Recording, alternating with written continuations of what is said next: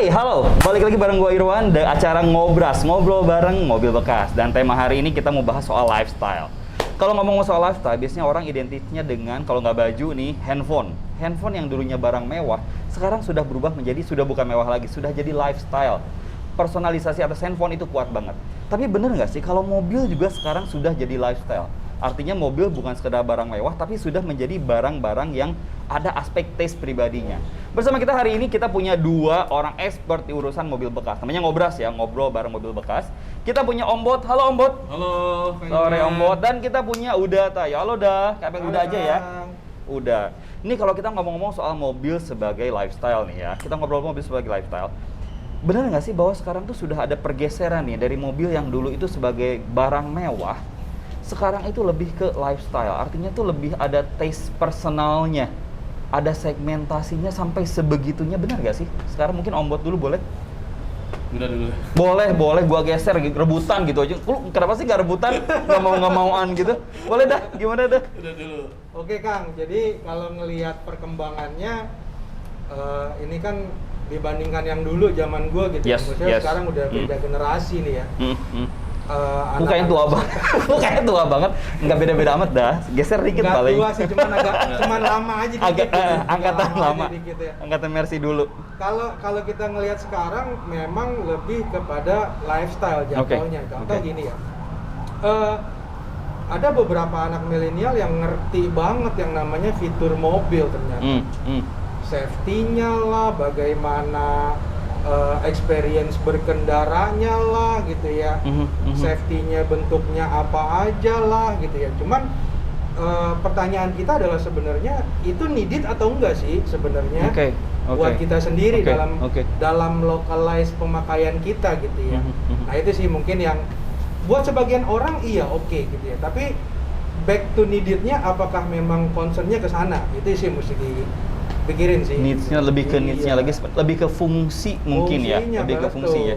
Om Bot, saya nanya juga nih sama Om Bot nih. Kalau ngelihat ke aspek lifestyle tadi ya, kalau kita bicara lifestyle dah, sebenarnya kan anggap saya pairingnya anggap saya geser ke handphone. Bicara handphone as a function, ya bener ya, as a function. Kamera, yang penting bisa nelfon, ya mungkin aplikasi messaging, ya ada. Terus kamera selesai. Tapi once dia berubah menjadi personalized lifestyle, handphone tuh berubah menjadi warna, jadi fitur bentuk gitu ya. Jadi banyak banget di dalamnya yang lebih beyond the function. Gitu loh. Di mobil seintens itu nggak sih sekarang brand-brand let's say Toyota, Honda segala macam sudah sekuat itu nggak sih personalisasinya terhadap customer gitu loh untuk mobil itu sekarang?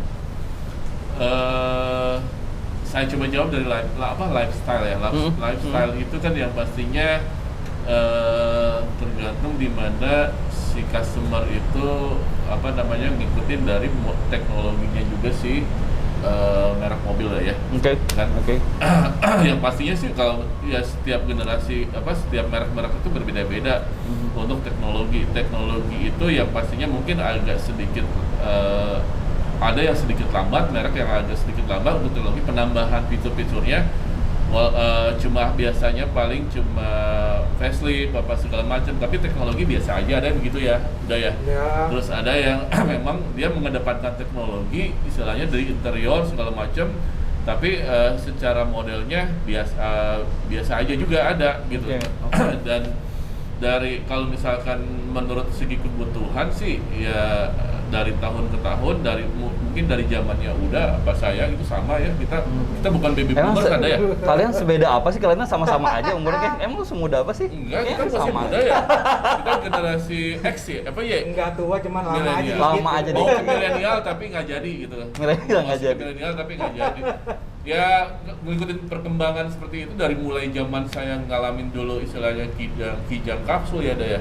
Kijang kapsul, kijang kotak istilahnya sampai sekarang udah kayak Innova Reborn gitu ya kalau untuk Innova di mana interiornya udah kayak ada yang minibar gitu ya istilahnya kayak Innova yang Q tuh yang atau Venturer ya dulu mah kagak kepikiran mungkin itu ya seperti itu. Oke. Ya itu yang mungkin misalnya segmen merek menyediakan untuk yang lifestyle-nya di tipe merek yang Venturer atau Q misalkan. Untuk yang segi yang mungkin dari kebutuhan biasa yang tidak terlalu lifestyle ya tipe E atau tipe G misalnya contoh seperti itu sih. Berarti sekarang tuh kalau boleh saya simpulkan, berarti perkembangan mobil saat ini bener-bener ngelihat banget, kita bisa bilang personalized banget. Jadi mobil itu dikeluarin bukan cuman ngelihat dari segmen anak mudanya atau misalkan generasi, let's say kita bisa bilang ada millennials, ada baby boomers gitu ya. Baby boomers dan millennials juga memperlihatkan profil dari finansialnya mungkin gitu kan, harga. Nah, selain ngelihat itu juga ngelihat di segmen anak muda itu ada levelingnya lagi mungkin ya. Jadi kayak makanya sekarang let's say kita bilang, kalau kita bilang kayak bener nggak sih lifestyle Brio, Honda dulu kan segmen medium up-nya sangat kuat sekali ya, dan dia nggak nyentuh segmen medium low, nggak sentuh. Tapi hari ini kalau kita lihat anak muda itu berantemnya itu ributnya di segmennya ada Brio dengan warna-warninya yang luar biasa, itu sebetulnya anak muda sekali. Dan Brio pun keluar dengan berbagai tipe ya, udah ya? Iya, betul. Zuhar, benar nggak sih? Betul. Jadi dari segmen anak mudanya pun dia pecah lagi levelingnya dengan tingkat profilnya finansialnya yang menengah ke atas sampai di atas banget, sehingga dikasih tipe yang mungkin paling atas sampai segitunya ya sekarang itu ya. Anyway, nah kalau kita ngeliat itu berarti sekarang itu kalau kita ngelihat mobil yang keren, kalau dulu ya istilahnya kalau kita ngomong dulu kan mobil tuh tipenya cuma ada ya udah mobil keluarga ya Kijang, mobil perorangan mungkin kalau dulu ada kalau sedan mungkin ada dulu ada Royal ya, Crown, ada Crown, ada itu kelas up-nya zaman dulu gitu ya. Nah dulu tuh kita ngelihat mobil itu cuma satu, harga. Enggak, orang itu enggak begitu aware kalau udah ngomong oh mobil keluarga satu macam Kijang kalau dulu kan muat semuanya selesai. Tapi hari ini kita ngomong mobil keren itu akan didefinisikan ulang dengan kebutuhannya seperti apa. Nah, apakah sekarang kalau ngelihat mobil keren itu sebenarnya ngelihat dari teknologi seperti apa sih yang dianggap mobil sekarang itu yang paling bagus tuh? Apakah dari teknologinya, dari fitur apa gitu kalau ngelihat mobil sekarang perkembangannya? Jadi kalau dilihat sekarang gitu ya, trendingnya gitu ya, sekali perkembangan teknologi, ATPM itu kan punya, kalau dia keluar satu merek tertentu gitu ya, tapi dia akan mengeluarkan beberapa varian dari yang segmentasi yang mungkin terendahnya sampai segmentasi tertingginya. Contoh gini, tadi yang kalau yang Kang Irwan ngomong gitu ya, bicara lifestyle. Beda nggak sih kalau ngantongin kunci nggak ada anak kuncinya? Iya nggak sih? Terus begitu lu masuk mobil, duduk tinggal pencet, nyala mobilnya, nggak lagi sibuk masukin anak kunci gitu ya. Terus udah mobil hidup gitu ya, keluar mika speedometer cet gitu ya. Waduh keren banget. Begitu mau jalan, satu lagi nih yang baru ya mungkin baru 2 tahun 3 tahun inilah ya, fitur ini keluar. Handbrake-nya tinggal pencet, nggak lagi yang brak gitu ya. Nah, itu kan buat sebagian orang itu lifestyle menurut gua. Prestis ya. Iya. Dan itu memang ada price pasti. Betul. Berarti kita bahasnya sekarang itu ngomong keren itu berarti sudah ngomong fiturnya sejauh apa. Teknologinya semaju apa hari ini ya. Betul. Mungkin lebih ke arah situ ya. Kalau lu Om Bot ngelihatnya gimana nih? Kalau ngomong soal perkembangannya terkait dengan teknologi itu tadi tuh, fitur gimana lu ngelihatnya? Ya sama sih, kalau misalkan ya bener kata udah tadi, istilahnya bilang kamera aja ya nggak kepikiran, sekarang udah ada yang 360 ada ya. Betul.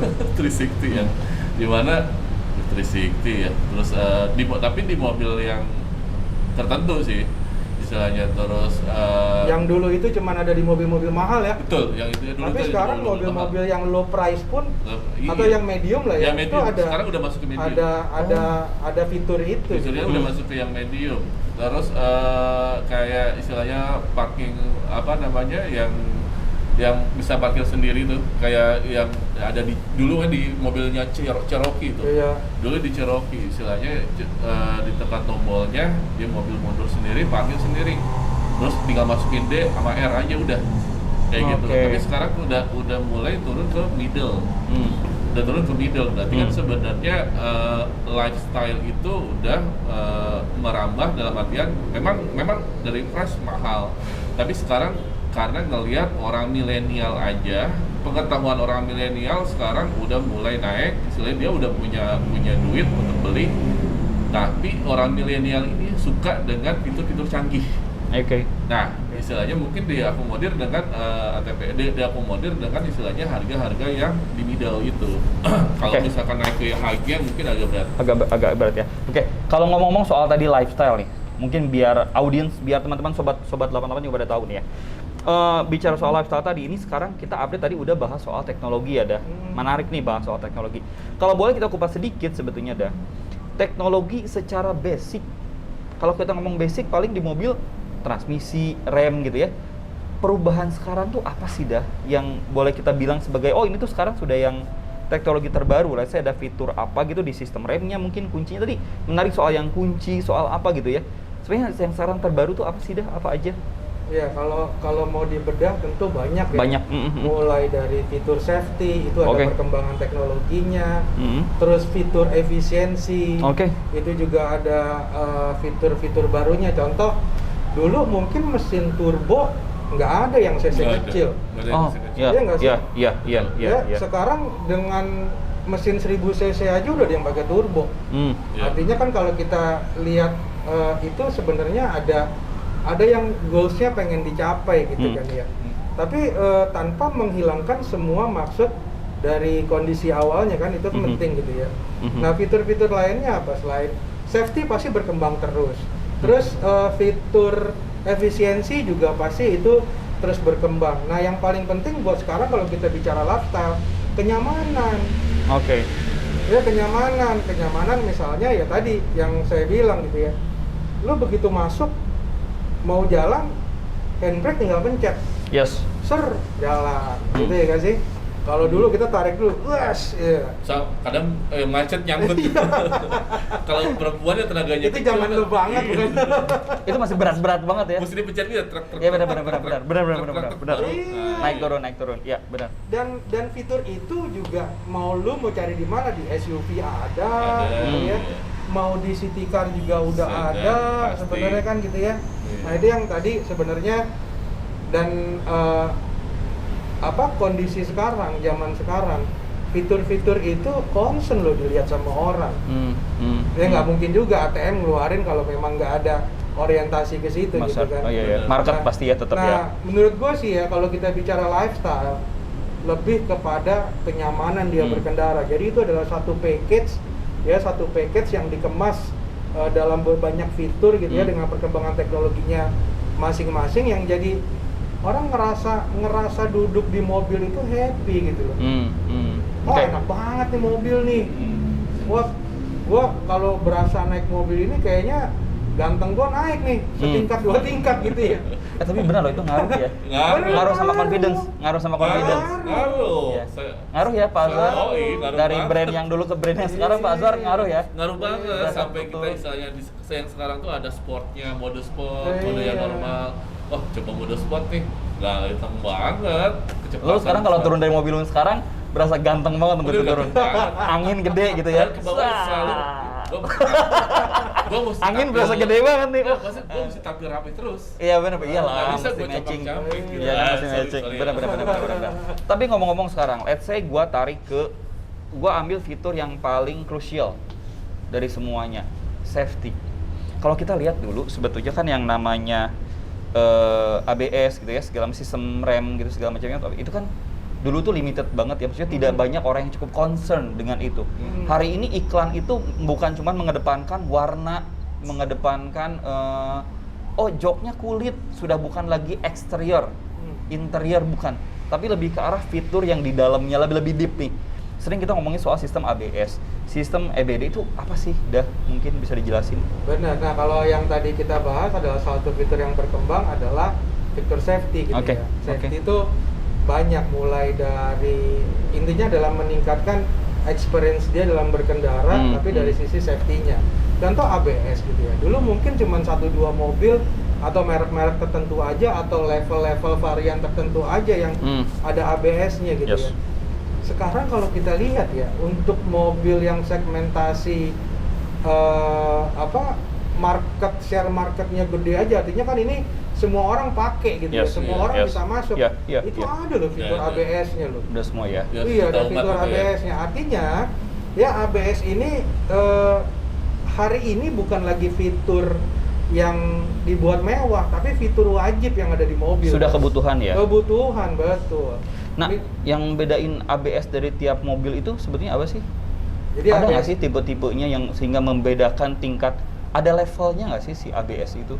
ya kalau ABS tuh biasanya teman-teman itu ABS ya ABS. bukan ABS sendiri, ada juga mobil yang cuma ada ABS doang gitu ya. Ada mobil ada yang ada ABS EBD gitu ya. Ya ABS itu kan anti lock braking system gitu ya. Nah ada EBD gitu ya, terus ada lagi brake assist gitu ya. Ada lagi nanti dalam berkendara fitur safety lainnya adalah hill assist gitu ya. Begitu dia naik dalam posisi tertentu gitu ya, dia nggak gampang atau dia tidak akan turun ke bawah dalam posisi mobil berhenti di tengah gitu ya. Oh, dia tuh sistemnya untuk Iya. aspek safety-nya di situ juga. Atau dalam posisi dalam pengereman posisi hujan atau jalan licin ya, ABS ini akan butuh banget gitu kan. Nah, artinya begitu rem diinjak mendadak, ini nggak langsung ngunci, tapi energinya disalurkan pelan-pelan gitu ya, tapi tanpa mengurangi daya cengkram si rem tadi. Nah itu jadi concern juga, benar. Oke. Nah, mungkin yang terakhir nih, ini cukup menarik kalau kita bahas tadi sedikit soal update fitur ya. Mungkin kita kalau mau ngomong terkait dengan fitur apa yang cocok. Jadi kalau kita ngomong karena saya bahasnya selalu handphone, jadi saya ngelihatnya handphone apa untuk siapa. Mobil ini sama. Mobil apa untuk siapa? Atau kamu siapa, mobilnya apa gitu. Produser gua bersin. Saudara-saudara, sorry, produser gua kena flu, tapi negatif. Ya, sekarang kita kan ini negatif, sudah antigen. Oke, tenang. Udah vaksin. Nah, setiap mobil itu ada alokasinya, ada segmennya. Nah, kalau boleh kita lihat based on fitur. Untuk misalkan let's say anak muda yang tinggal di area perkotaan dengan area yang nggak terjal lah, kota standar, let's say anak muda yang baru first user, experience pertama kali, newbie. Nah, dengan tinggal di perkotaan, sebetulnya fitur apa sih yang basic, let's say 3 fitur dari kendaraan yang dia harus cari di mobil yang dia akan dicari? Ya, kalau mesti prioritasin tuh apa? Iya, kalau pemakai pemula gitu ya, pemakai pemula dengan kondisi jalan perkotaan gitu ya, fitur yang pertama sih menurut gua immobilizer sih. Immobilizer itu apa deh? Immobilizer itu adalah fitur kunci. Fitur kunci di mana kalau kuncinya bukan, artinya gini, kalau perkotaan kita tahu lah tingkat kejahatannya, tingkat kriminalnya tinggi gitu ya. Artinya begitu kita parkir gitu ya, mobil kita bukan yang sistem kuncinya immobilizer gitu ya, ada yang iseng tiba-tiba jeprek jalan gitu ya.